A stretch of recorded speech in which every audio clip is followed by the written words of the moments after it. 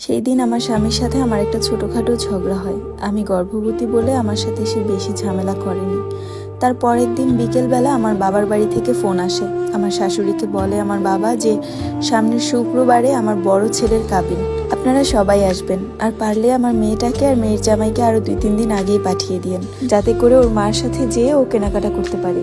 তখন আমার শাশুড়ি বলল, সামনের শুক্রবারে তো আসতে পারবো না বিয়াই, আমার 2 মেয়ের জামাই মেয়ে সহ আমাদের বাড়িতে দাওয়াত, তাই আমাদের বাড়িতে অনেক ঝামেলা থাকবে। আর তাছাড়া আপনার মেয়ে তো এখন আমার বাড়ির বউ, আপনাদের বাড়িতে একবারে যখন বিয়ের সময় তখনই যাবেন, এখন ছোটখাটো বিষয় এই সমস্ত কাবিনের মধ্যে না যাওয়াই ভালো। আর তাছাড়া বউ পোয়াতি, এর মধ্যে আমি রিস্ক নিতে চাচ্ছি না। আমার শাশুড়ির এমন কথা শুনে আমি অবাক, কারণ আমাদের বাড়িতে সামনের শুক্রবারে কারোই দাওয়াত ছিল না।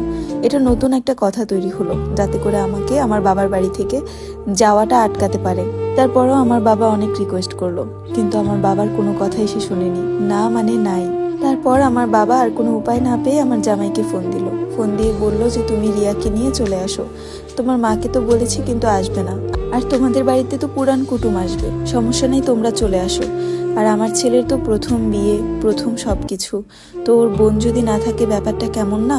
আমার বাবা খুব সুন্দর করে আমার স্বামীকে বোঝালো, কিন্তু আমার স্বামী তার কোনো কথাই শুনলো না। সে বলল যে না, আমারও অনেক কাজ আছে, আমি এখনই আসতে পারবো না, আর আপনার মেয়েকে আপনি যদি বলেন বাসে উঠিয়ে দিতে পারি, আর এরপর যদি কোনো সমস্যা হয় সেটার দায়ভার আপনি। তখন আমার বাবা বলল যে থাক বাবা, লাগবে না, তোমরা ওই বাড়িতেই থাকো, আমার ছেলের কাবিনে তোমাদের আসতে হবে না, শুধু আমার মেয়েটার দিকে একটু খেয়াল রেখো, কারণ আমার মেয়েটাকে অনেক আদর করে পালছি, তো একটু কষ্টও সে সহ্য করতে পারে না, ওর দিকে একটু খেয়াল রেখো। তখন আমার জামাই বলল যে ভালো রাখার মতো রাখছেন নাকি আপনারা বিয়ে শাদী করতেছেন, কেনাকাটা করতেছেন, টাকা পয়সা শেষ করতেছেন, অথচ আমার পাওনা টাকাগুলো দিতেছেন না, আবার বড় মুখ করে বলতেছেন মেয়েকে ভালো রাখতে। এত মুখ আপনাদের আসে কোত্থেকে? আপনাদের কি একটু লজ্জা করে না? এই কথা শোনা মাত্র আমি আমার স্বামীর কান থেকে ফোনটা নিয়ে কেটে দেই। আর ঠিক ওই সময় ওর হাত থেকে ফোন নিয়ে কেটে দেওয়ার কারণে আমার স্বামী আমাকে উঠে একটা থাপ্পড় দেয়, আর সেই থাপ্পড় খেয়ে আমি খাটের উপর থেকে সোজা নিচে পড়ে যাই। নিচে একটা লোহার টুল ছিল, সেই টুল আমার পেটের নিচে। ভাবা যায় কতটা জঘন্য ব্যথা আমি পেয়েছি।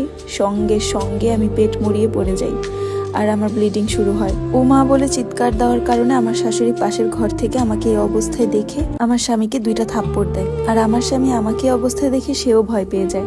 সঙ্গে সঙ্গে অ্যাম্বুলেন্স ফোন দেয়, আমাকে নিয়ে হসপিটালে যাওয়া হয়। হসপিটালে যাওয়ার পর জানতে পারি যে আমার বাবুটার অনেক বড় ক্ষতি হয়ে গেছে, এখন আমাকে অনেক সাবধানে থাকতে হবে। তখন আমার প্রেগনেন্সির 3 মাস চলে। তারপর আমরা 1 সপ্তাহ হসপিটালে থাকার পর বাড়িতে আসি, আর এই 1 সপ্তাহ আমার বাবা মাকে কিছুই জানানো হয়নি, আমাকে সম্পূর্ণ বেড রেস্টে থাকতে বলা হয়। আর এই কাহিনীর জন্য আমার স্বামী শাশুড়ি সবাই ভয় পেয়ে যায়, না জানি এদের নামে নারী নির্যাতন মামলা হয়, তাই আমার বাবার বাড়িতে কিছু জানায়নি। আর ওই ফোনের পর আমার বাবা নাকি অনেকবার ফোন করেছে, তারপর তারা ভালোভাবেই কথা বলেছে, কিন্তু আমাকে যখন চেয়েছে আমি হসপিটালে থেকেই 2-3 বার কথা বলেছি, যাতে আমার বাবার সন্দেহ না হয়। আমার স্বামী আমার পায়ে ধরে ক্ষমা চেয়েছে, সে আর কখনো আমার গায়ে হাত তুলবে না এমনও বলেছে। 1 সপ্তাহ পর বাড়িতে আসি। বাড়িতে আসার পর দেখি আমার স্বামী প্রায় রাতে বাড়িতে ফিরে না, সে বাইরে বাইরে কাটায়। আর যদি জিজ্ঞাসা করি কোথায় ছিলে, বলে নতুন কাজ পেয়েছে, তাই তার রাতে বাইরে থাকতে হয়।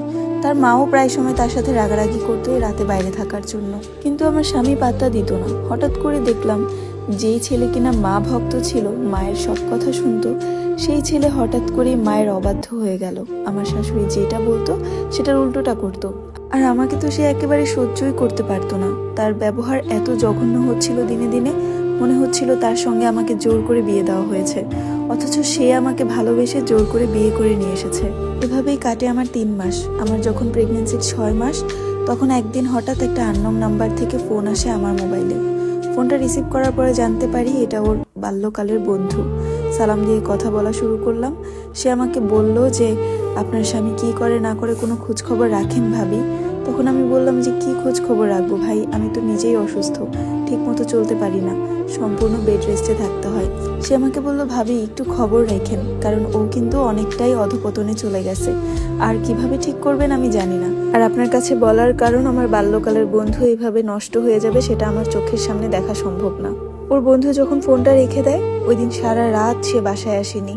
ওই দিন সারাটা রাত আমি সজাগ ছিলাম আর কান্না করছিলাম যে কি থেকে কি হয়ে গেল আমার জীবনে। আর ওর ব্যাপারে এমন কথাই বা ওর বন্ধু কেন বলল? বাসায় তো ও রাতের বেলা প্রায় সময় আসে না, কিন্তু এমন কোনো কিছু তো আমি কখনো দেখিনি। তার পরের দিন ঠিক দুপুর 2:33 সে বাড়িতে ঢুকে। তারপর আমি ওকে জিজ্ঞাসা করলাম কোথায় ছিলে। সে আমাকে বলল এত কৈফিয়ত দিতে পারবো না, তোর বাবাকে বল বাকি টাকাটা দিতে। এক পর্যায়ে আমার রাগ উঠে যায়। তখন আমি বলি যে পারবো না আমার বাবাকে বলতে, আর আপনাকে 1 টাকাও দিবে না। ও আমাকে আবারও সেই দিনের মতো ধাক্কা দেয়, আর আমি তখন পাকের ঘরের সামনে দাঁড়াছিলাম, আর আমার শাশুড়ি বসে বসে মূলা শাক কাটছিল বটি দিয়ে। আমি পড়ার কারণে আমার পেটটা নিচে যেয়ে ফ্লোরে পড়ে, আর আমার পা যেয়ে বটির মধ্যে পড়ে। আমার পায়ের রগ কেটে যায়। সঙ্গে সঙ্গে ওখানে আমি সেন্সলেস হয়ে পড়ে যাই। তারপর আমাকে হাসপাতালে আনা হয়, আর হাসপাতালে আনার পর আমি জানতে পারি আমার বাচ্চাটা আর নেই। 6টা মাস ওকে আমি এত কষ্ট করে আমার গর্ভে ধারণ করলাম, অথচ বাচ্চাটাকে জীবিত রাখতে পারলাম না। এই বাচ্চাটাকে বাঁচায় রাখার জন্য আমি কত কিছু সহ্য করলাম। বাবা মায়ের সাথে মিথ্যা কথা বললাম, ভালো আছি ভালো থাকার অভিনয় করলাম। ওই মুহূর্তে বাচ্চা হারানোর বেদনা নিয়েই আমি শুনতে পাই আরেক খবর, আমার শখের মানুষটা নাকি অন্য একটা মেয়েকে ভালোবাসে, আর সেই মেয়ের বাড়িতে যেয়ে ইয়াবা সেবন করে। আর এই কারণেই তার বউ সংসারের প্রতি কোনো মায়া নেই। রাতের পর রাত যে সে বাসা থেকে বাহিরে থাকে, সে ওই মেয়ের বাড়িতে থাকে। আমাদের যে বাড়িটা সেই গলির পিছনের গলিতেই ওই মেয়েটা ভাড়া থাকে। মেয়েটার বাবার বাড়ি নাকি আখাউড়া। আখাউড়া কোন এলাকা আমি ঠিক জানি না, তবে এই জায়গার নাম আখাউড়া। ওখান থেকেই সে সমস্ত নেশাদ্রব্য এনে ছেলেদেরকে খাওয়ায়, আর ওই পাল্লাই আমার স্বামী পড়েছে। হ্যালো, আসসালামু আলাইকুম এভরিওয়ান, আমি জান্নাত রহমান আপনাদেরকে রিয়া নামের একটি মেয়ের জীবনের গল্প পড়ে শোনাচ্ছিলাম, যেটার 9 পর্ব আজকে আপনাদের সাথে শেয়ার করা হলো। এটার আর একটা পর্ব হবে, 10 পর্বতে মেবি গল্পটা শেষ হয়ে যাবে। স্টোরিটি ভালো লাগলে অবশ্যই শেয়ার করে দিবেন এবং লাস্ট পর্ব শোনার জন্য ফলো দিয়ে পাশে থাকবেন। সবাই ভালো থাকবেন, আল্লাহ হাফিজ।